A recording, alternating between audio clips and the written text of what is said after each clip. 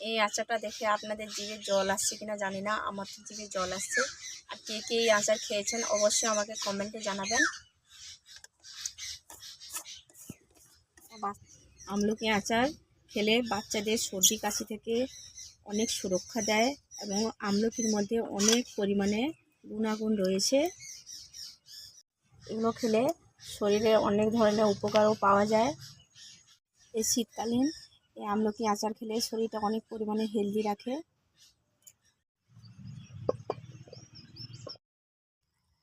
Moon kitchen and ব্লগে চলে এলাম নতুন একটা স্বাদের রেসিপি নিয়ে। এখন তো বন্ধুরা শীতকাল পড়ে গেছে, এই শীতকালে আমি এই রেসিপিটা আপনাদের সঙ্গে করে শেয়ার করব। এই আমলকিটা একমাত্র এই সিজনে পাওয়া যায়, অন্য সিজনে পাওয়া যায় না, এর দামও অনেক কম।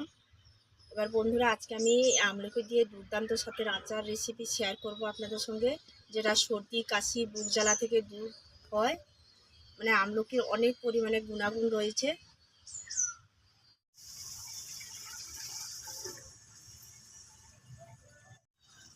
এবার চুলিটা ধরিয়ে আমি একটা হাঁড়ি বসিয়ে দিয়েছি চুলির উপরে। এবার হাঁড়িতে দিয়ে দেবো জল।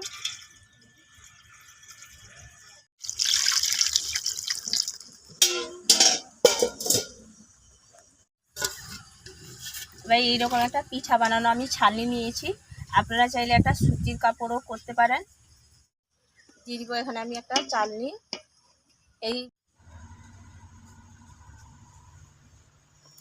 এবার আমলকিগুলো আমি ভালো করে পরিষ্কার করে জলে ধুয়ে নিয়েছি, দিয়ে দিব এখানে।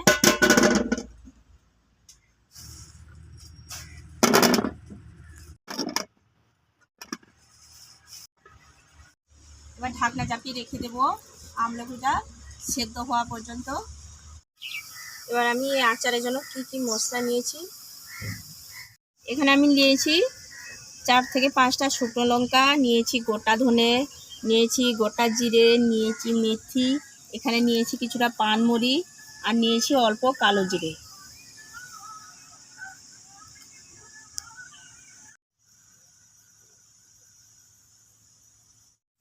এবার দেখতে পাচ্ছেন ধাত্রীগুলো পুরো হলুদ কালার এরকম রং হয়ে এসছে, ফেটেও গেছে। এটা সিদ্ধ করতে বেশি একটা টাইম গেল না, মাত্র 15 মিনিট একটা টাইম গেছে।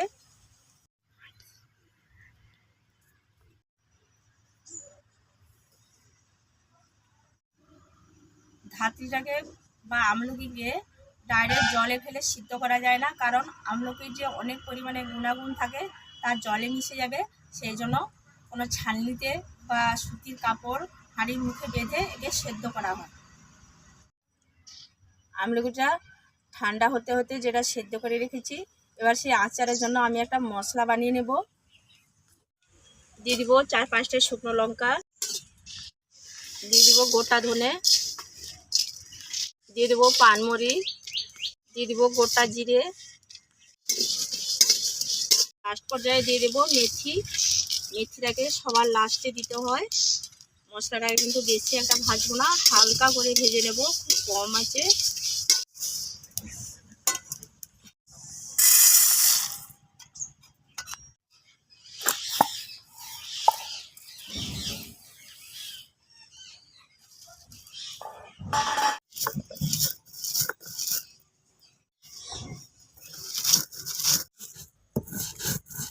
মশলাগুলো কিন্তু পুরো প্লেন করে বাটিনি, দরগুড়া রকম বেটেছি।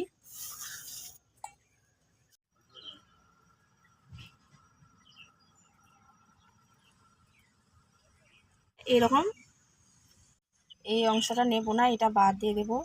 ছাড়ানোর সঙ্গে সঙ্গে এই অংশটা প্রত্যেকের বিচি থেকে বেরাবে।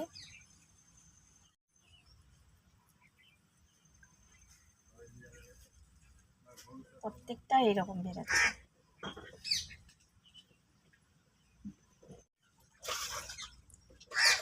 সব দেখুন দাগে দাগে ছেড়ে যাচ্ছে।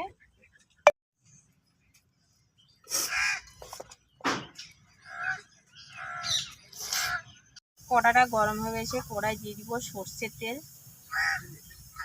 তেলে দিয়ে দিব এখানে আমি কালো জিরে, আপনারা এর পরিবর্তে হিংও দিতে পারেন। তেল কালো জিরেটা একটু ফুটিয়ে নিয়েছি, এরপরে দিয়ে দেবো আমলকি।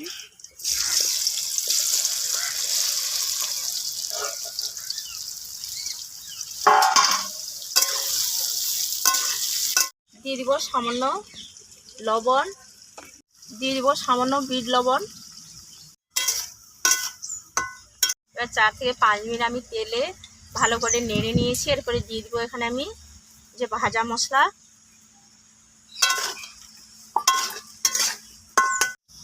এরপর দিয়ে দিব সামান্য আমি চিনি, গুড় নিয়েছি, এবার গ্রেট করে ওকে দিয়ে দেবো। দিয়ে দিব ওখানে গ্রেট করা গুড়। আপনারা চাইলে এই যে খেজুরের গুঁড়ও দিতে পারেন। আমি এখানে আজকে আখের গুড় দিয়েছি। আমি এইরকম সাইজে একটা আখের গুড় দিয়েছি। আপনারা বেশি পরিমাণে বানালে বেশি দিতে পারেন।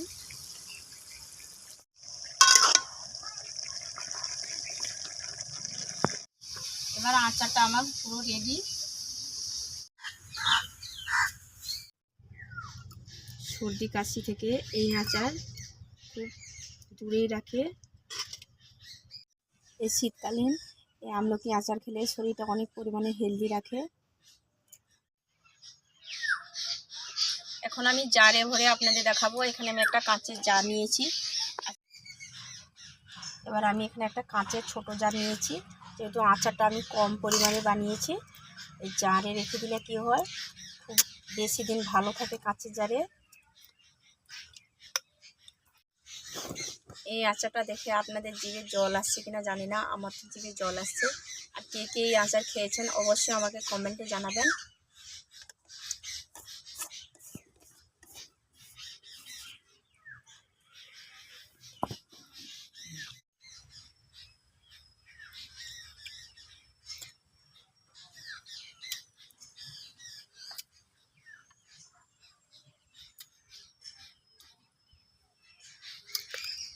দারুণ হয়েছে বন্ধুরা। আজকে মতো টাটা।